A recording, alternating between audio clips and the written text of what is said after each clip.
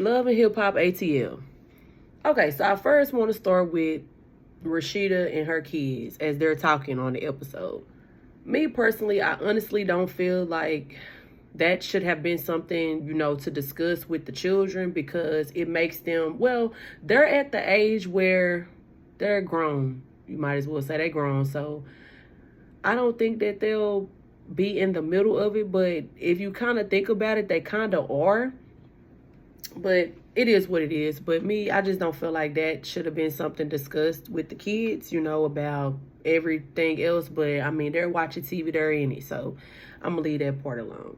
So it looks like Rashida, she's listening to what the daughter is saying, which the daughter basically saying that Kirk has been venting to her, and that's not something that he wants. And she don't feel like Kirk is dibbling and dabbling back with Jasmine, whatever the case may be. Now, I just want to know, because Rashida did make a statement and say that as she was looking at the messages, that she didn't see anything going past whatever she was saying, far as them supposed to be meeting up to sleep with each other or whatever. But where did she get it from? Did you not look at the phone to see if that was Kirk's number that she was writing? Like, where did she get it from? Because she can't make that part up if it's literally coming from his number, right? So that part, I'm like, okay, Rashida, like, I understand you want to believe your man and everything, but I don't know. That part was kind of awkward to me, because I'm like, now you looked at it yourself. You did see that it said Kirk number or whatever it was, right? Because she basically was trying to say that the dynamic of the conversation changed as she kept looking at the messages. And I'm like, I don't know. It could have changed because the girl wasn't budging and she didn't give in. It could have changed to that, it could have changed because of that. But again, I don't know. So anyways, moving on. Another situation that I wanted to touch on was the whole Zell situation. It just looks like everybody laughing at Zell. They're making him the butt of the jokes, and Zell wasn't having it this episode. He went off on Santana. He went off on Yandy and Rashida, and they got offended.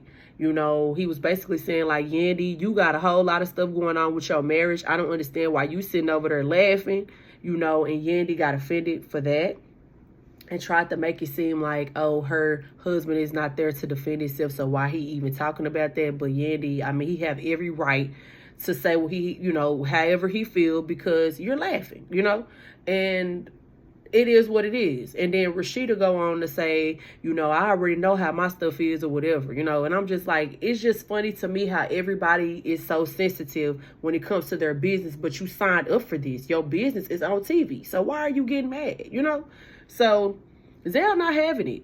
And then it's like he said that Santana's being weird, going under his baby mother's photos and liking her pictures and stuff like that. But then Santana come out and say that he's still on his phone. So I'm just like, pick a side, Zell. You either gonna be with the baby mama, are y'all together, or wait, what do y'all got going on? Or you gonna go over here and try to make it work with Santana? Because Santana's basically saying, like, you just want a baby. You don't care where the baby coming from in so many ways. Like, you ain't seen no ultrasound. You just going off of the pee stick, And in my opinion, I feel like Zell have the right to say, not Zell have the right, but Santana have the right to feel the way he feel if Zell is venting to him and telling him how he feel on his phone. So that's that, Rennie Rushi was trying to tell Santana that she feel like he needs to kind of like stay out of it, but I'm kind of on Santana's side when it comes to that part, because if you are on my phone telling me your business, then you want me to respond. You want me to give my input, right? Input, output, whatever you want to call it. So that's that situation with them. But the biggest embarrassing situation on last night's episode was Zane and his wife. So they meet up with Zane's baby mother or whatever. I think her name is Michelle. And more information comes out. So comes to find out, Zane has been leaving his wife in the blind. Zane know that that's not his child, right? The baby mother, Michelle, ended up coming out saying that Zane already know that that's not his child. Zane already know it's not his child, but because whatever the circumstances is with the biological father, Zane stepped up and said that he wanted the kid to have the name, right? Wanted the kid to have his name. So Ashley was in the blind, which is his wife. Ashley was in the blind about that. So it's just like that is so embarrassing. So now Ashley's like, I still want a DNA test to make sure that's not his. And I'm just like, why though? You know, the girl already done let you know that that's not his son.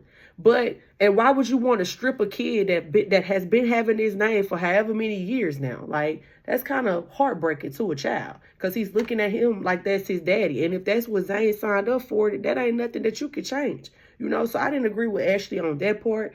You know, Michelle also was saying that she respect Ashley and Zane's marriage. That's the reason why she ain't messing with Zane on that type of level, you know. And instead of Ashley being an adult in that situation, I think that she's so hurt and she's so mad that she's listening from a broken place, you know, because she wanted to know the timeline of when Zane and Michelle was messing around and all of that. And in my opinion, I don't even feel like that part is relevant at this point. You wanted to know if that was his kid. Now you're hearing it out of the source's mouth. It's not. She's telling you that it's not, but Zane said that he was going to adopt the child. So when you adopt the child, now, obviously it's on papers, right? He has his name now, so there ain't nothing you can do about that. So, but I do feel like Zane should have stopped trying to make it seem like he was lost and he didn't know what was going on and keep on setting up meetings with people that you don't even know what they finna even bring to the table and say. Like, that's the worst feeling, being in the blind and you are the wife. That's just like finding information out from the outside without you coming to tell me. Like, it's already embarrassing enough you done cheated on this girl, lied, and did whatever else. Why would you set up meetings not knowing what the other people go say? First is your mother and father. Now it's your kid's mother. Like, come on now. Like, Zane, come on now. I just expected more when it came to that. So Ashley was pretty much mad about it, you know. And Michelle, I ain't gonna lie, she handled it mature on camera. I don't know how she is off the camera, but she handled it maturely, you know. She was just basically saying, like, what more do you want? Like, I'm letting you know what it is. It's not really his biological father, but he adopted him in so many ways and told me that he wanted him to have his name. So I feel like Ashley needs to leave that situation alone. On the other hand, who else had a situation? Really wasn't nobody else situations that stood out to me but those people that I named. Yeah, that was pretty much it. I really want them to bring back Love and Hip Hop Hollywood because I want to see Ray J and Princess Love situation. I want to see theirs because they have been in the blogs a lot lately. As far as everybody else on the show for last night, Sierra just be all over the place to me, but I like Sierra. Courtney Red is basically saying, like, she feel like Bambi want her man. And I understand now that she's explaining it. She's basically saying, if we are friends and you know that I used to be with this man, why would you even go into business with this man? Like, why would you want to do any type of business with this man? And your loyalty is supposed to lie with me. So now that she has explained it a little bit better this episode, I understand where Carly Red is coming from. It just seems like Bambi, she's not being loyal to Carly Red. That's what it seemed like. So, I don't feel like she want the man Kai. I just feel like he presented to her a business opportunity and she took it. And she shouldn't have done that in Carly Red's eyes. And technically, and if I'm your friend, that's how it is supposed to go. Why would I want to go into business with your man? If I wasn't going into business with him prior to us becoming friends or whatever, or we all met at the same time or whatever the case was, I don't feel like she should have been doing any business after the fact of whatever, because it seemed like he was malicious by presenting the opportunity to Bambi, knowing that him and Carly Red was in a bad space, you know. So Carly Red not wrong when it comes to that. So I did want to say that.